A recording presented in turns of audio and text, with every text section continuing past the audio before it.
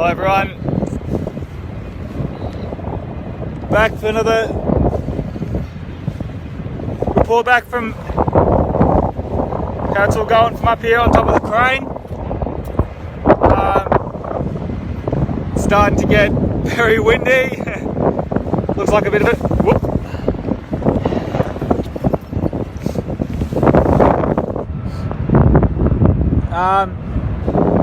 It's a bit of a stormy day here in so-called Sydney, but yeah, that hasn't stopped Blockade Australia from shutting down this port 3 times today.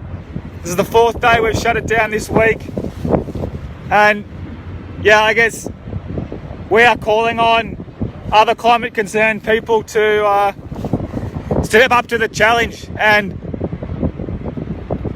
start to acknowledge just how far up shit creek we really are.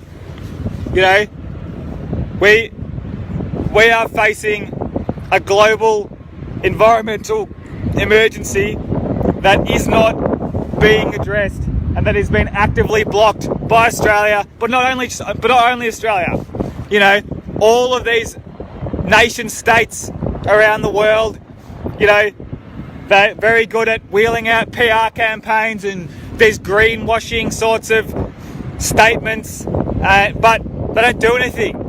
All they really want to do is expand their empires, because that's the only thing they've ever known how to do. You know, you look at the Western Empire. You know, England and America, and Australia and Europe. You know, they're happy to go and wage war and steal resources and murder tens of thousands of people all over the world.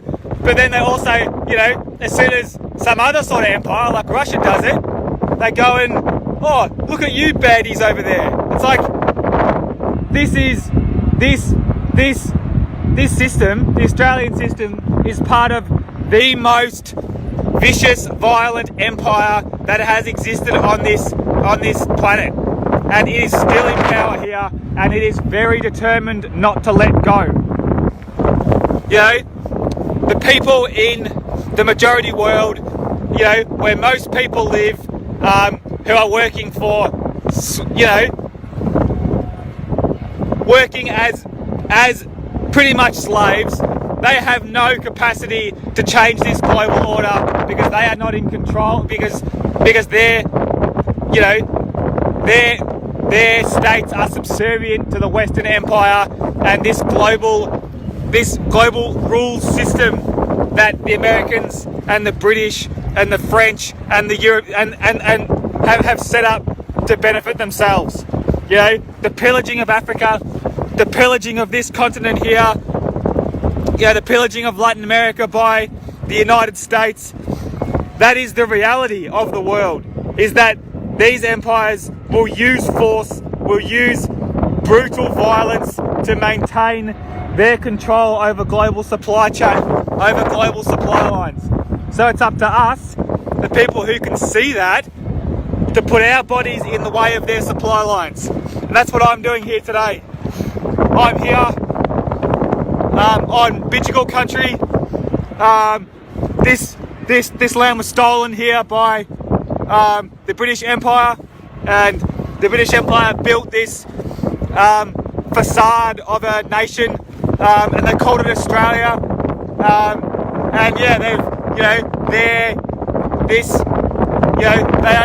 have built up this idea that somehow this system is legitimate here, and that it has the right to dig up all of the resources out of the ground, to chop down all the forests, you know, to empty the oceans. You know, there is no sensible management of resources by Australia. It is go as hard as you can for as long as you can and hope that you get it before the next person.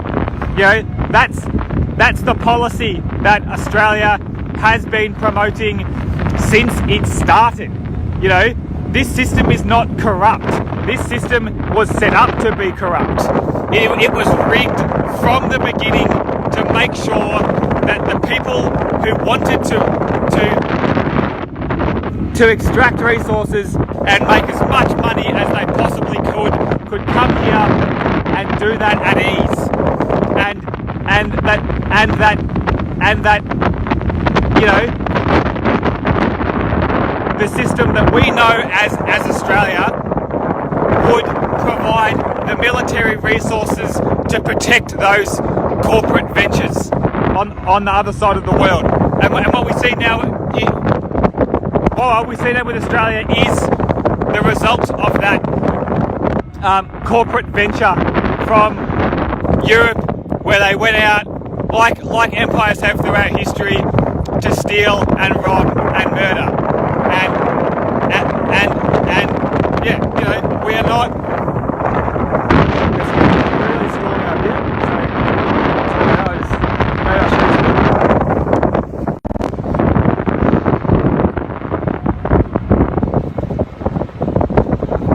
so I'm potentially going to get very, very wet soon.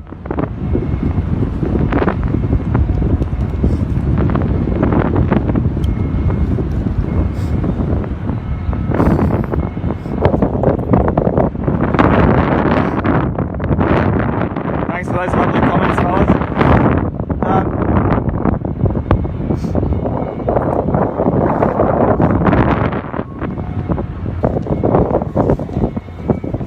Yeah, so I'm here as part of this Blockade Australia mobilisation. You know, pretty much where this colonial project started. You know, this was where you know, the first ships landed, where the first resources were stolen, and where the first people were killed by what turned into Australia. You know, it is no surprise that Australia is a climate denying society, because it has always denied its involvement and its guilt in the damage that it has caused to the people and the environment of this continent. You know, there is a difference between Australia, the organised political system, and this continent. You know, this continent has been supporting life for a very, very, very long time before Australia was set up, and right now there is, you know, that society is a really serious threat to, you know, this system is a really serious threat to most life on this continent, and, you know, there is no way of hiding from this system. You know, there is no way of going, you know, to some of the last remaining nice bits and just setting yourself up and hoping to weather the storm. Like, the storm's not gonna stop. It's an organised exploitation system, and it's been doing it for 250 years. If you're serious about climate action, you need to get serious about organised resistance to Australia and its program.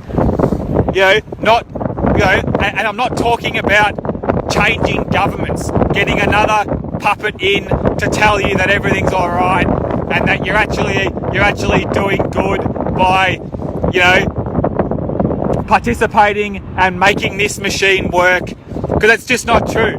You know, participating in the exploitation of this planet is not the right thing to do. It is, especially at this point in history, the wrong thing to be doing. We need more people to be standing up and getting in the way of the system, not more people participating and apologising for the system.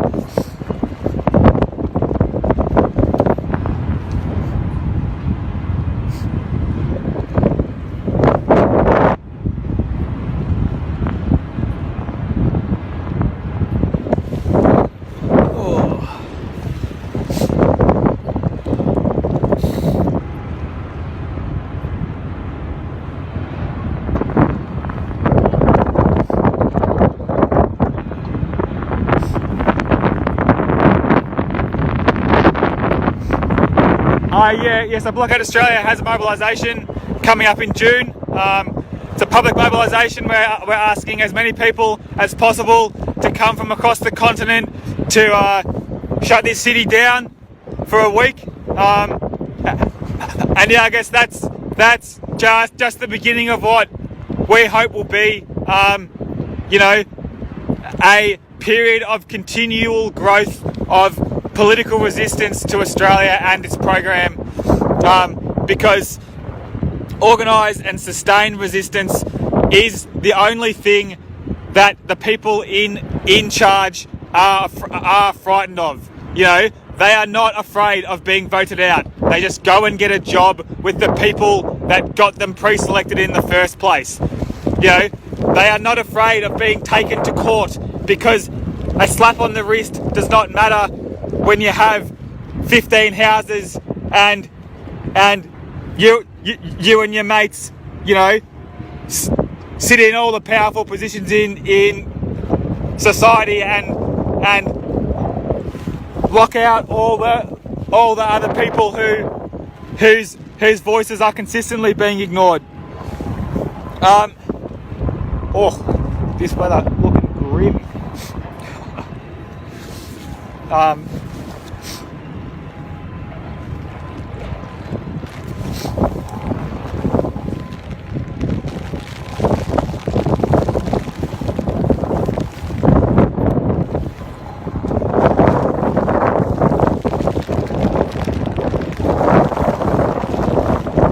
Have a look at the cops down there getting into their shelter. Very good. Yeah, you know, I'm not really sure what is going to happen to me here. Yeah, there's obviously some pretty significant risks, legal risks, involved with participating in this sort of blockade. But you know, I figure that there is significantly more risk sitting back and watching this society consume this planet, and that's why I'm here. You know, I would prefer to be somewhere dry, somewhere warm.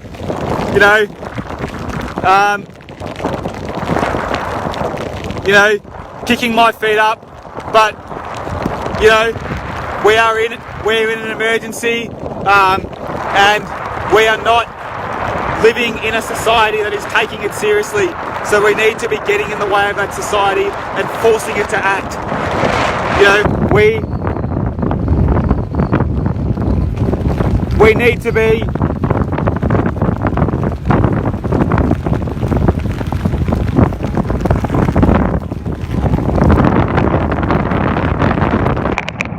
taking this crisis as seriously as hung up on the live station. So see you in a bit.